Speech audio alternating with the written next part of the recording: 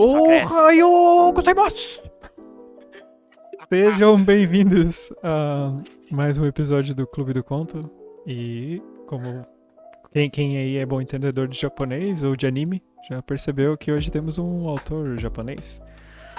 E temos aqui dois especialistas no assunto. Temos um especialista em animes de pirata, Otávio. Olá. Belo sabre de luz. Belo sabre de luz japonês. Nossa, ela ficou brilhando na câmera, impressionante. Ela não é Eu assim. achei que tava aceso por causa do reflexo. Bom, isso E- aqui é só porque esse é o meu jeito ninja de ser, galera. E temos também um especialista em videojogos que são culpados de apropriação cultural japoneses. Há quem diga que isso é verdade. Que é o João. Mas se Desculpa, eles- não falei o nome. se ele- Sou é, eu. se Caso não eles- tenha ficado claro, sou eu. Se eles foram feitos no Japão, eles. Não tá valendo já? Sim, são japoneses. Os Ó. jogos são japoneses, obviamente. O mundo é globalizado. Isso é verdade. Então, Mas sim, hoje então nós temos aqui um conto que, falando em mundo globalizado, o conto também é um pouco globalizado porque ele engloba, é um conto japonês, mas ele também engloba elementos chineses. E é um conto do Ryunosuke Akutagawa, não sei se é assim que se pronuncia exatamente o nome dele. Ryunosuke, algo assim. E se chama Senin.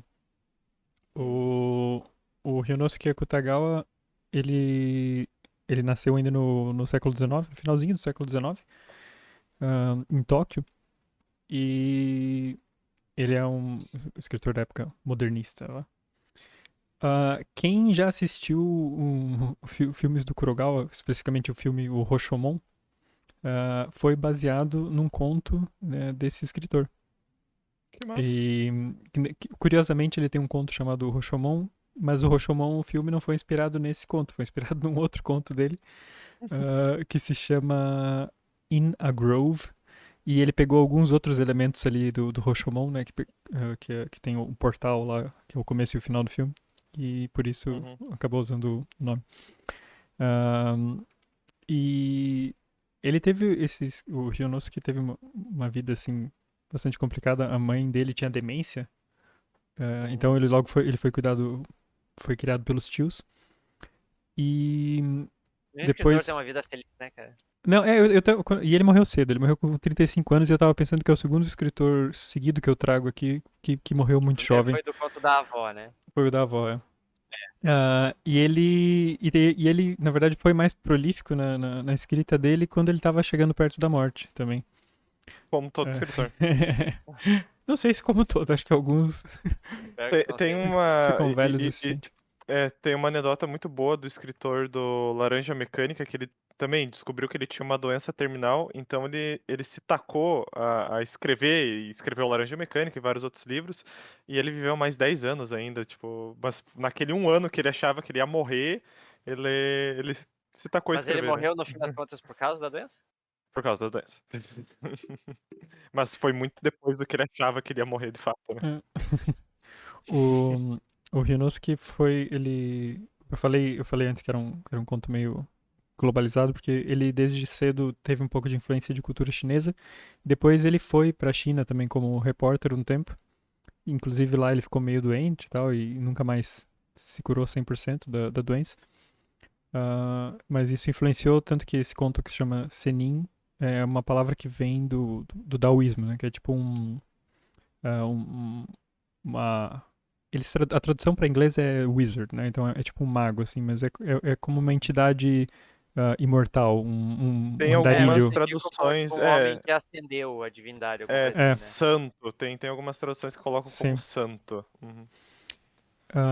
Então, e isso então vem um pouco, mistura um pouco não é mitologia, né? A tradição chinesa mitologia, e japonesa.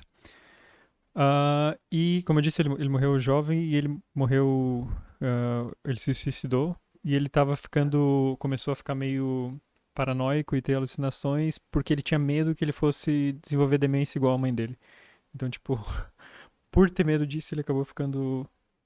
Desenvolvendo problemas, bem bastante trágico. Mas é um conto que eu gostei bastante. E ele tá nesse livro. Pra quem tá vendo o vídeo, Eu- essa antologia Antologia capa da Literatura bonita. Fantástica. Sim, é uma edição linda da Kozak Naif, falecida Kozak Naif. Mas é uma antologia que foi traduzida para vários países, para vários idiomas. Então acho que se encontra fácil, assim. E foi E são organizado. contos só japoneses ou diversos ali? Não, são contos fantásticos. É uma antologia de contos Ah, fantásticos. tá. Independente do país. Os organizadores são o Bioy Casares, o Jorge Luiz Borges e a Silvina Ocampo, que são aí grandes nomes da literatura fantástica. E é o primeiro conto desse livro. Eu ainda não li todos os contos, mas foi o primeiro que eu li e gostei bastante. Já e também gostou. queria trazer também um autor do Japão, que nós ainda não tínhamos lido aqui, né? Não foi contemplado ainda. Então, façam seus Vamos, ninjutsus e vamos para o conto. Vamos para o Jutsu da leitura! Senin. Um homem que tensionava empregar-se como criado chegou certo dia à cidade de Osaka. Não sei seu verdadeiro nome, era conhecido pelo nome de criado, Gonsuke, pois ele era, afinal de contas, um criado para todo tipo de trabalho. Esse homem, que vamos chamar de Gonsuke, foi a uma agência de colocações para qualquer trabalho e disse a um funcionário que fumava seu longo cachimbo de bambu: "Por favor, senhor funcionário, eu gostaria de ser um senin. O senhor faria a gentileza de procurar uma família que pudesse me ensinar o segredo de ser um deles, enquanto trabalho como criado?" O funcionário, atônito, perdeu a fala por um momento, diante do ambicioso pedido de seu cliente. "O senhor não me ouviu, funcionário?" disse Gonsuke. "Eu quero ser um senin. O senhor poderia procurar uma família que me empregue como criado e me revele o segredo?" "Lamentamos desiludi-lo", murmurou o funcionário, voltando a fumar seu esquecido cachimbo. "Mas nunca, em nossa longa carreira comercial, tivemos de procurar um emprego para aspirantes ao grau de senin. Se for a outra agência, talvez." Gonsuke aproximou-se dele, tocando com seus pretensiosos joelhos, de calça azul, e começou a arguir dessa forma: Ora, senhor, isso não está certo. Por acaso o cartaz não diz colocações para qualquer trabalho? Considerando que promete qualquer trabalho, o senhor deve conseguir qualquer trabalho que lhe peçam. Está mentindo intencionalmente se não cumprir o que promete." Diante de argumento tão razoável, o funcionário não reprovou aquela explosão de raiva. "Eu lhe garanto, senhor forasteiro, que não há nenhum engano. Está tudo certo", apressou-se a alegar o funcionário. "Mas, se insiste em seu estranho pedido, vou lhe pedir que volte aqui amanhã. Tentaremos conseguir o que nos pede." O funcionário fez essa promessa para se safar, e conseguiu, ao menos momentaneamente, que Gonosuke fosse embora. Desnecessário dizer que ele não tinha como arranjar uma casa onde pudessem ensinar a um criado os segredos para se tornar um senin. De maneira que, ao se livrar do visitante, o funcionário foi até a casa de um médico vizinho. Contou-lhe a história do estranho cliente e perguntou ansioso: "Doutor, que família o senhor acha que poderia fazer desse rapaz um senin, com rapidez?" Aparentemente, a pergunta desconcertou o doutor. Ele pensou um pouco, os braços cruzados no peito, contemplando vagamente um grande pinheiro do jardim. Foi a mulher do doutor, uma mulher muito esperta, conhecida como Velha Raposa, que respondeu por ele ao ouvir a história do funcionário. "Nada mais simples, mande-o para cá. Em alguns anos, nós faremos dele um senin." "A senhora vai mesmo? Seria maravilhoso. Não sei como agradecer sua amável oferta, mas confesso que desde o início percebi que havia alguma relação entre um médico e um senin." Ignorante, felizmente, dos objetivos da mulher, o funcionário agradeceu diversas vezes e afastou-se com grande contentamento. Nosso doutor seguiu-o com os olhos. Parecia muito contrariado. Depois, virando-se para a mulher, repreendeu-a com rispidez. "Sua tonta, tem noção da bobagem que fez e disse? O que vai fazer se o sujeito um dia começar a reclamar por não termos lhe ensinado coisa nenhuma de sua bendita promessa depois de tantos anos?" A mulher, longe de se desculpar, virou-se para ele e grasnou: "Estúpido. Melhor não se intrometer. Um estabanado tão estupidamente sonso como você, que mal consegue amealhar o suficiente nesse mundo em que o maior come o menor para manter a alma e corpos unidos." Esta frase fez seu marido se calar. Na manhã seguinte, como combinado, o funcionário levou seu tosco cliente até a casa do médico. Como fora criado no campo, Gonsuke apresentou-se naquele dia cerimoniosamente vestido com haori e hakama, talvez em homenagem a essa ocasião tão importante. Gonsuke aparentemente não se diferenciava em nada do camponês comum. Foi uma pequena surpresa para o doutor, que esperava ver algo inusitado na aparência do aspirante a Senin. O doutor olhou para ele com curiosidade, como se fosse um animal exótico trazido da distante Índia, e depois disse: Disseram-me que você almeja ser um Senin. Estou muito curioso para saber quem lhe pôs essa ideia na cabeça. Bem, senhor, não há muito a dizer, replicou Gonsuke. Na verdade é muito simples. Quando vim pela primeira vez a esta cidade e vi o grande castelo, pensei que se até nosso grande governante Taiko, que vive lá, um dia vai morrer, que aquelas pessoas que podem viver suntuosamente também voltarão ao pó, como o resto de nós, em suma, toda a nossa vida é um sonho passageiro, bem o que eu sentia naquele momento. Então, a velha raposa entrou prontamente na conversa.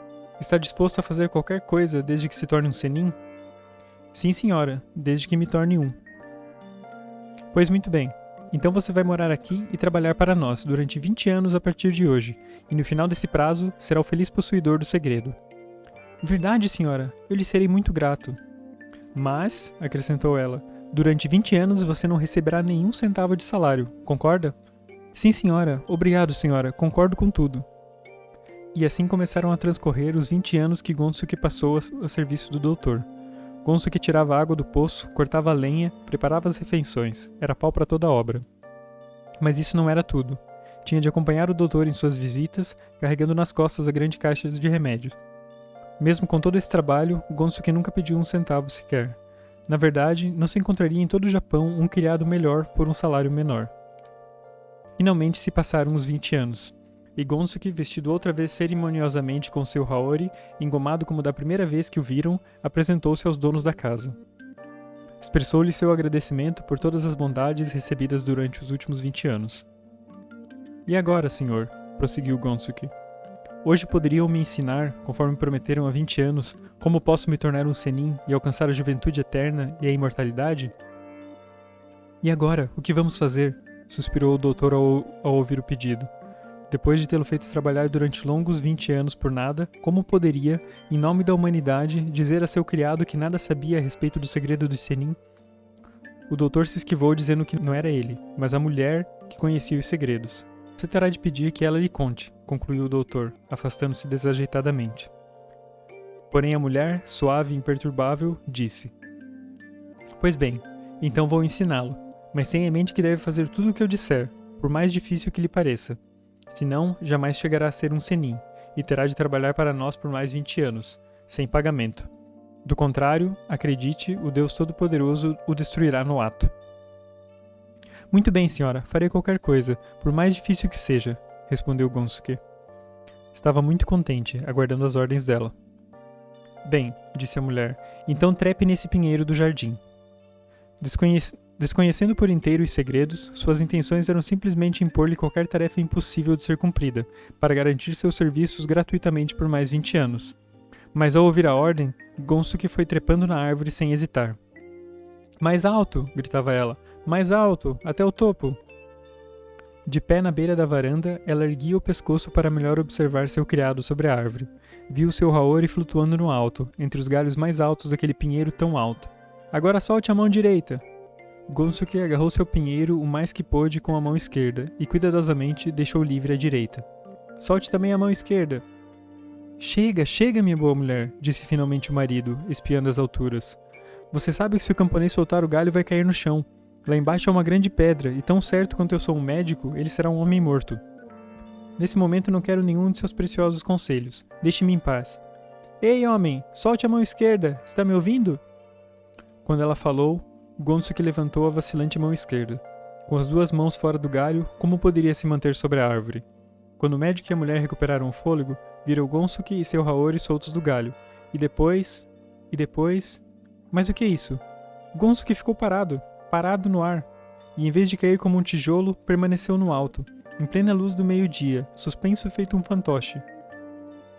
Sou grato a vocês dois, do fundo do coração.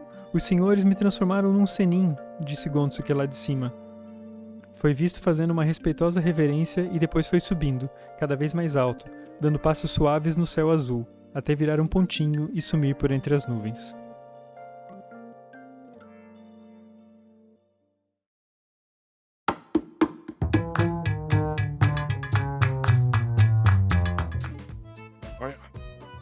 Domo arigato. Domo arigato. Uma coisa que eu gostei bastante nesse conto é que a parte fantástica só se revela no final. Sim. Até então eu achei que Literalmente, seria algo mais... nos 3 últimos parágrafos. É. Até então quando eu li, eu achava que seria mais algo assim, se bem que também é, né, por causa da parte fantástica, mas eu achei que seria algo mais voltado pra um moral da história, no final das contas, coisa assim, uma Uhum. moral.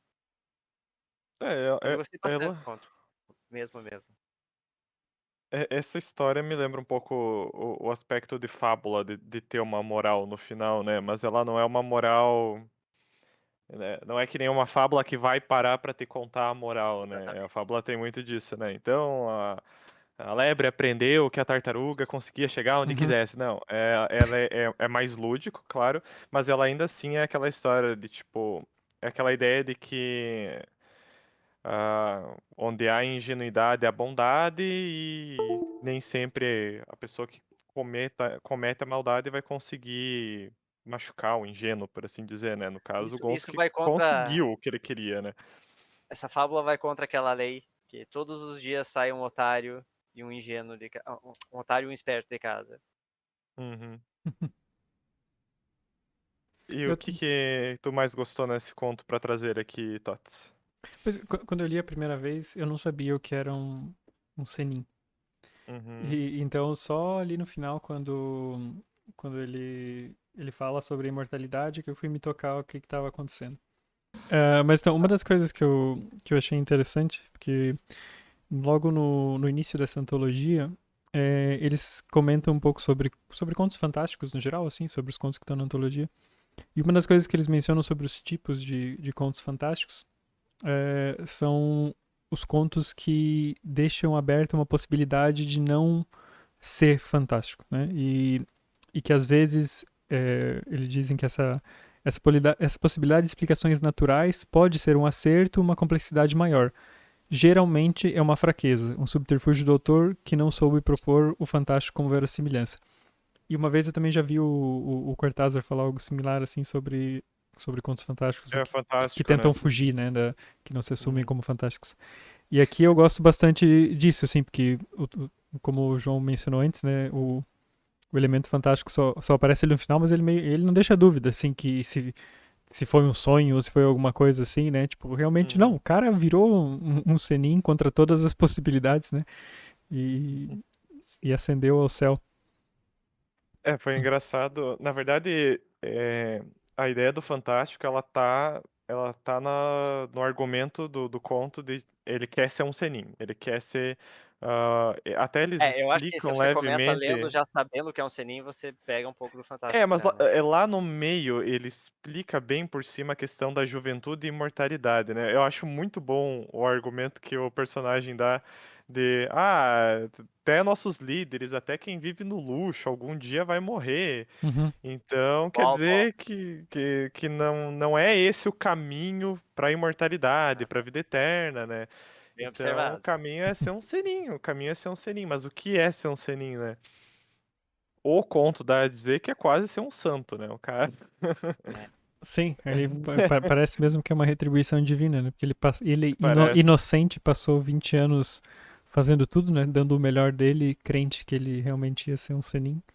E foi Exatamente. recompensado por isso quando, Tu quando comentou que quando a mulher tentou matar ele, literalmente literalmente, né? tentou matar, sim, sim. Tipo, ela percebe. Caralho. Tipo, ela começa com a intenção de. Ok, se ele não vai ter. Ela acha que ele não vai ter coragem, né? De subir na árvore, por isso ela vai conseguir que ele continue sendo criado. E depois, quando ela escravo. percebe. Escravo, é?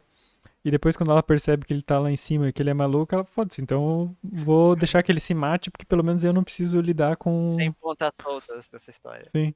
E ele segue acreditando piamente neles e, tipo, ó, e ele ainda agradece. Muito obrigado, vocês me transformaram Obrigado, assim. sua megera.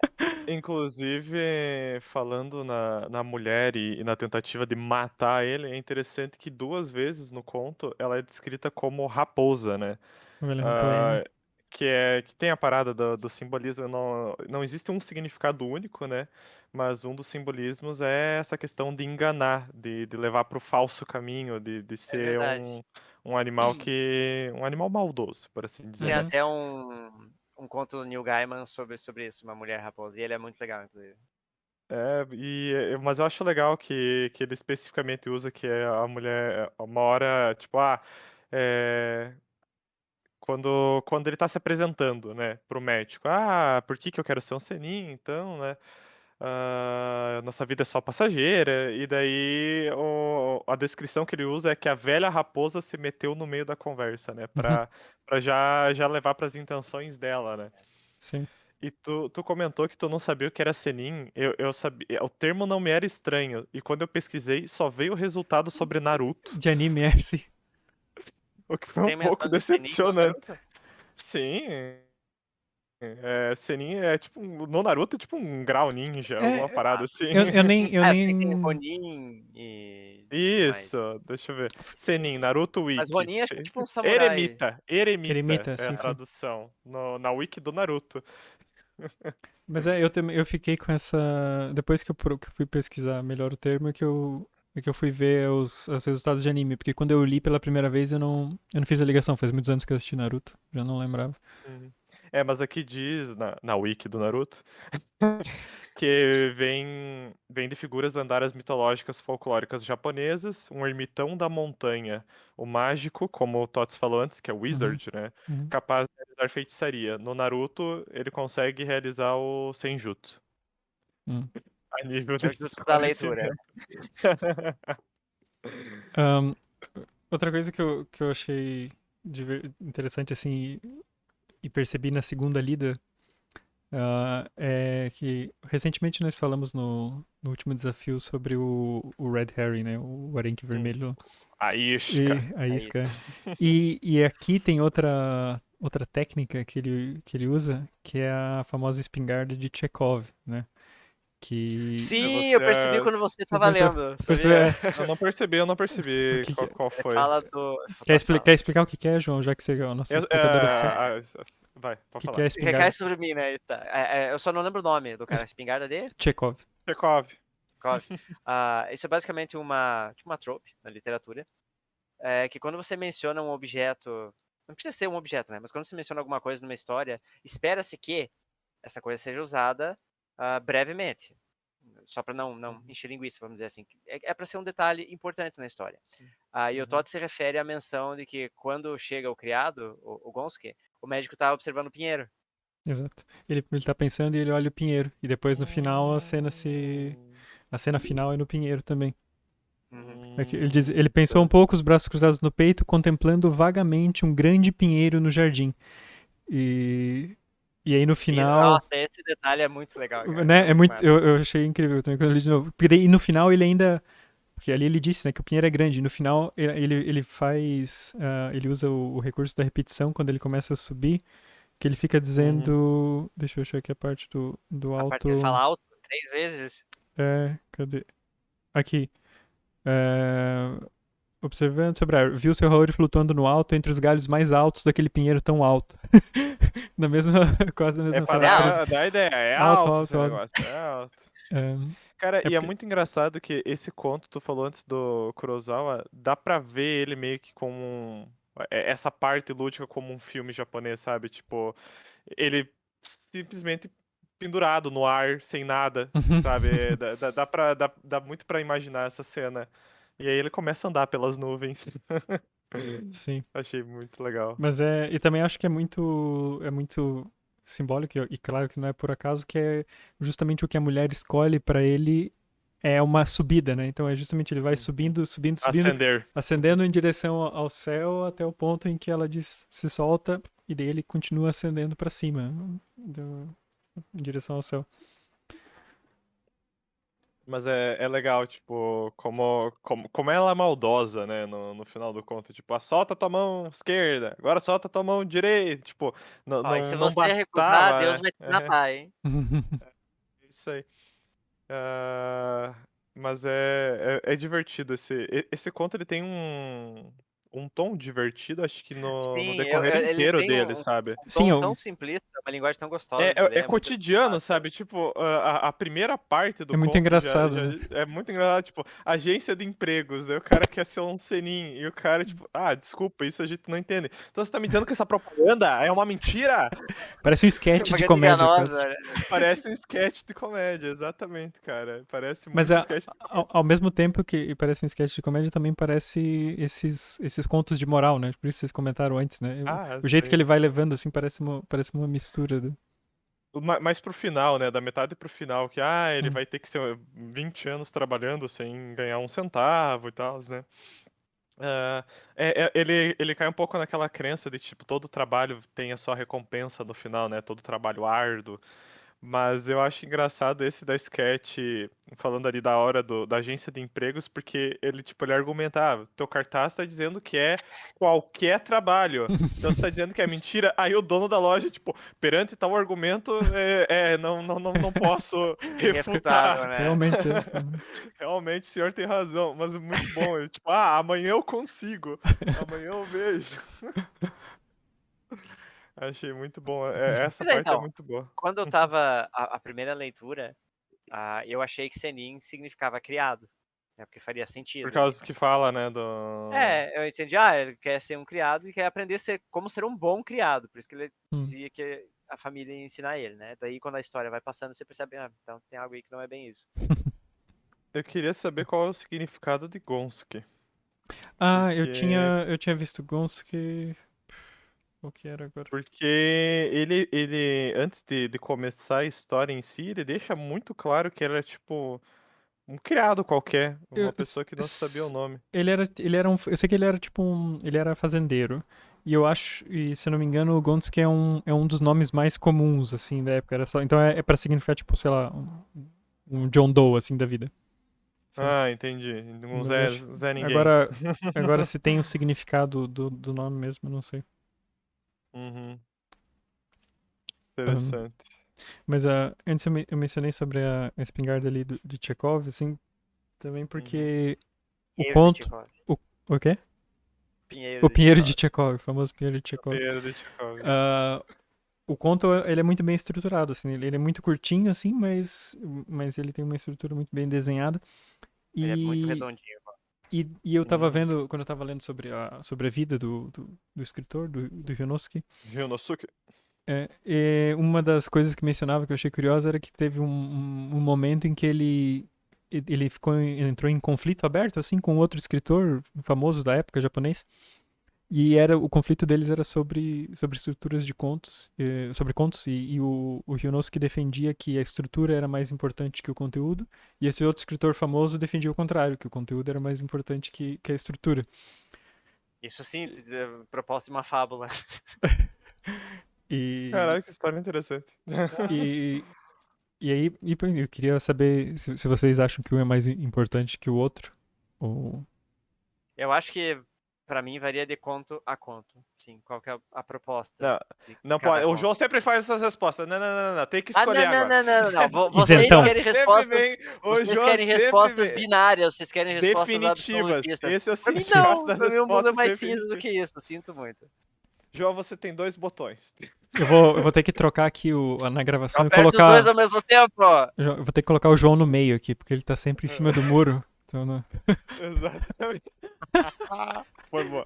Eu sou o mais parcimonioso aqui. Assim, na sua opinião literária, você como Uhum. escritor, pra você, quando você escreve, você preza mais a estrutura ou no caso era narrativa, né? O conteúdo. conteúdo. Conteúdo. Eu prezo mais pelo conteúdo. Você preza mais pelo conteúdo que a estrutura. E você, Tots? Eu, assim, eu acho que é difícil responder por um detalhe. Eu já tive também discussão com outros amigos, inclusive no curso de escrita recente que eu fiz, porque a gente falou muito sobre estrutura lá. E a estrutura, normalmente, depois de um tempo, você não pensa muito sobre ela, mas você já absorveu a estrutura a partir Você de... internalizou a estrutura. Sim, e tipo, a estrutura, por exemplo, de contar histórias, né? Você absorve do Uhum. cinema, você absorve de livros, você absorve de vários lugares. Só que muitas vezes você não sabe que você tá usando ali. Então eu acho que é muito mais comum nós nos preocuparmos mais com a parte do conteúdo e termos a estrutura internalizada e não pensar tanto nela. Uhum. Mas eu Pra- acho, mas eu acho que a importância, especialmente para um conto, eu acho que a estrutura talvez seja mais importante do que o conteúdo em si, para o conto ser eficaz. Uhum.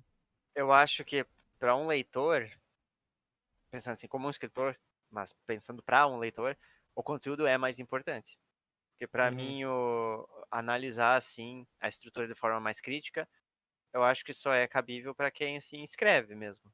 Porque o leitor que tá lendo por prazer, assim, não vai pensar, poxa, muito bem estruturado esse conto. Ele vai pensar Uhum. que ele gostou do conteúdo, porque o conto Ma- conta. Mas Não. aí é que tá, o famoso aí é que tá, porque eu acho que É o que isso. leva o conto a ser um bom conto é a estrutura dele.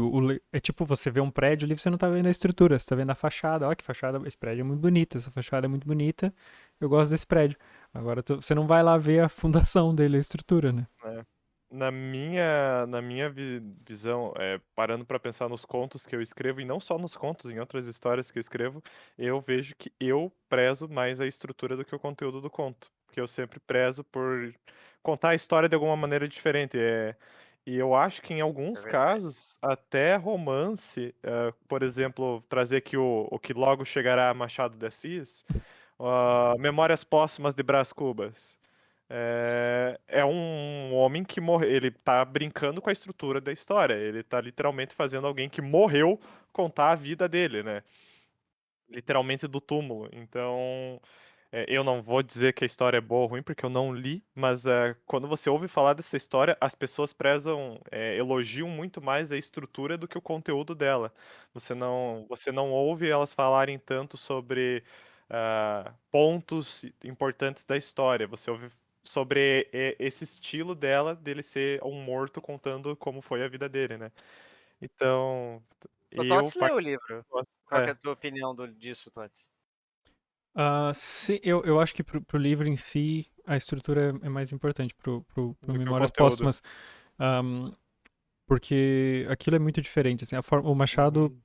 prezava muito mesmo pela estrutura, assim, e ele brinca muito com a estrutura do livro, o que é um capítulo, né, o que quebra a quarta parede como Exato. escritor, assim, ele faz várias coisas interessantes.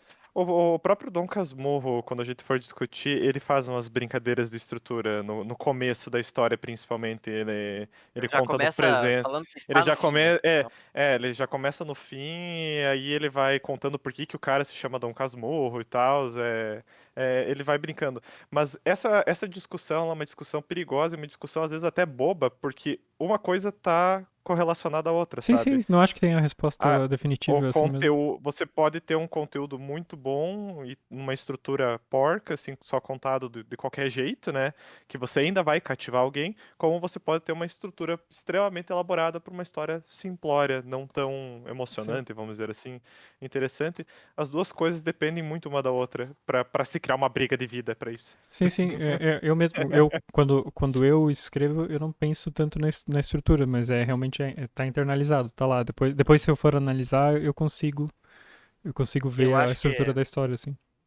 vendo como eu trabalho nos meus contos, eu penso primeiro no conteúdo e na revisão eu tento polir a Uhum. estrutura. É, Eu E trago corrigir exemplo. o problema que o É, conteúdo é, talvez tenha. é, o meu exemplo de história que eu escrevo ainda, que eu tô escrevendo ainda, que vocês conhecem, que é Os Quatro Cavaleiros, é uma história que o tempo inteiro estou pensando na estrutura dela. Porque ela literalmente depende da estrutura para funcionar. Ela é uma história que transita entre presente e passado. Então a forma que as informações são apresentadas depende muito. E eu acho que toda história que transita dessa forma exige um trabalho de estrutura considerável. Eu digo isso porque, porra, é muito Não chato dá às pra vezes usar você... um filtro e dizer essa é a parte do passado, né? Não, nossa, é pois, muito chato, é cara, que na moral. o problema não é é toda a história precisa, porque não é só Uhum. a ordem Sim, das sim. coisas, né? Tipo, quando você vai colocar os altos e baixos da história, né? Uhum. Quando você vai fazer a Uhum. revelação. Exatamente. Tem uma regra de estrutura agora falando, que é a dos três atos, né? Eu não lembro quem foi, mas ela nasceu. Antes você estava falando da arma do Chekhov ali, que chamaram de espingarda. Ela é do cinema também, mas ela depois é utilizada em literatura e afins, né? Sim, sim. Mas tem uma dos 3 atos que é no momento que você chega no ápice do segundo ato, no filme, se você tiver mais do que 20 minutos, você já perdeu a atenção do público, sabe? Tipo, você tem que chegar no ápice do filme e logo ir pro encerramento. Me vem à Porque cabeça o filme mais recente do Batman. exatamente. O filme mais recente do Batman, ele chega no ápice dele e depois tem mais quase 1 hora de filme. É impressionante. Mas até, vou dar um exemplo de algo aqui que pode gerar dores. Senhor dos Anéis. Senhor dos Anéis, o terceiro filme. Eles vão lá, sobe a montanha, derrubam um anel, o Gollum morre, o caralho a quatro. Cara, tem mais 40 minutos de filme, velho. E É não o acaba epílogo, né, aquela cara? porra. E não Persona, acaba Persona aquela 5 Persona 5, Persona 5, serve pra Persona jogo 5. também. Mas olha, isso que é muito interessante, porque a estrutura serve pra todos, né? É a estrutura realmente Uhum, de histórias. Serve pra qualquer uhum, mídia, né? uhum, exatamente. E por isso que, tipo, várias vezes acontece isso em jogos, me sinto frustrado. Aí depois indo estudar a estrutura, por isso que eu me sinto frustrado. É, Tem uma razão lógica. porque o jogo não segue a estrutura. No final ele joga pelo planejamento. Eu acho que, na verdade, jogos deveriam se aproveitar melhor da estrutura em que eles. De estrutura narrativa, A no verdade é geral. que jogos no geral são muito ruins em contar a história, mas isso é uma discussão para outro Pra podcast que vai outro vir aí no podcast. futuro. Fiquem ligados, fiquem ligados. Outro Exatamente, quadro. exatamente. É, Ai, ai. mas assim, Mas, falando em estrutura, a estrutura desse conto é excelente. então, mas eu achei curioso isso, porque eu já tinha. Eu tinha gostado do conto, é aquilo, quando você lê, como o João falou, às vezes não é evidente a estrutura, óbvio, né? Porque você tá lendo, você tá experienciando a história. Agora, quando você começa a ler mais de uma vez, ele, tipo, ok, eu li de novo, aí percebi o negócio do Pinheiro. Aí fui ler sobre o autor e vi essa referência dele com essa briga dele sobre estrutura, daí eu, olha, daí tu começa a ligar os pontos e ver, assim, os detalhes, né? É legal porque ele usa, vocês falaram da arma de Chekhov, ele usa a arma de Chekhov, né? Quando eu dei uma lidinha rápida ali, o Chekhov ele falava que você não deve usar elementos inúteis na tua narrativa, né? Tudo que você mencionar ou mostrar, né, nesse caso, mostrar, em algum momento tem que funcionar. Uhum. Só que de uns tempos pra cá, vou dizer que tanto no cinema quanto na literatura mais contemporânea, é muito comum ter o anti-arma de Chekhov, né? Que é você mostrar o elemento, você usar ele como. Aí entra também o Red Herring ali, né? Como isca, e ele não fazer nada. Ele não fazer absolutamente Talvez nada. o efeito do objeto seja justamente tirar a atenção das outras coisas, né? Então, Exatamente. Um exemplo que me vem à cabeça rápido que a gente sempre traz, e eu acho que o Tots ainda não assistiu, é o Entre Facas e Segredos, que no primeiro filme tem uma hora em que dá um close proposital no tênis de uma personagem com sangue, por exemplo, pra mostrar que, tipo, talvez ela seja a assassina. E você fica com isso o filme inteiro. E isso nunca vem à tona. Jamais vem. Não, não chega nem a ser um elemento importante na história. Sim. Era.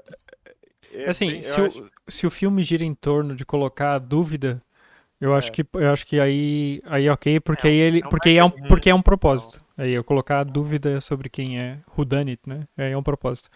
Agora, Uhum, se não, não acho que seja muito interessante fazer, se não for o caso. uhum, Porque uhum. senão, às vezes acontece, eu não consigo lembrar de um exemplo específico, mas já aconteceu diversas vezes de, sei lá, você sai do cinema e daí você tá conversando e diz, mas tal coisa, não explicaram, Não né? Tal foi coisa, usado, não explicaram. os Uhum. plot holes, né? é. Às vezes. É que em filme, principalmente mais do que livro, é muito comum ter tramas e narrativas iniciadas e não concluídas, né? Que, S- porra, o roteiro passa por 1 milhão de revisão e quando tu vê foi pro cinema alguma coisa que já Não não só, precisava mais falar, né? não só isso, como a questão do orçamento, né? Tipo, É. sei lá, filmaram a cena, não tem orçamento pra refilmar, se não dá pra arrumar em pós-produção, ficou. Evangelion, olha só, Evangelion é isso aí, acabou o orçamento e eles tinham mais 3 episódios de anime pra fazer. E daí fizeram Ficou no uma Paint. desgraça. Fizeram no Paint, ficou uma desgraça. Era melhor não ter mostrado nesse caso. Não, mas você tá falando só dos dois últimos, né? Sim. São 26. O Os 25 e o dois 26, últimos. porque o 24º é o que encerra a história do anime, pelo menos, né? Em Tirando o filme. teoria. Mas Tirando eles o filme. continuaram, João. Eles não se deram por contentes. E eles fizeram um péssimo final. Bom, já demos a volta aqui, voltamos na Demos. cultura japonesa, acabamos em anime. Ah, Todos eu- os caminhos levam. todos os caminhos levam aí. Aquele PowerPoint do Lula, não sei se vocês lembram, que tinha Sim, um PowerPoint que o tinha todas as setas anime. lendário, Deltan? O lendário lendário PowerPoint. PowerPoint do Lula. Ah, mas sim, fica então a recomendação do autor. Eu vou ler os outros contos dele, esses que inspiraram o Rashomon. Ele tem algum romance? Ou ele só escreveu contos? Tu não sabe dizer. Eu só vi menção a contos na bio dele. E dizia que ele tinha escrito 150 contos. Esse aqui foi escrito bem perto do final da vida, que ele estava escrevendo mais sobre sistemas de morte, até por acaso. Mas O eu autor fiquei. prepara-se para... Autor, prepara-se para morrer. Eu fiquei curioso para ler esse do Ina Grove, que é do Rashomon, até porque eu vi, não faz muito tempo que eu vi o Rashomon e é um filme excelente também, fica aí a recomendação. Filmes do Kurosawa em geral. E quero ler o Rashomon também, quero ler os dois dele, ver se eu encontro tradução. Mas fica a recomendação também desse livrinho aqui que é top. Eu queria dizer que eu fui pesquisar o autor e existe um personagem de anime com o exato mesmo nome. Que é o autor? Qual anime que é?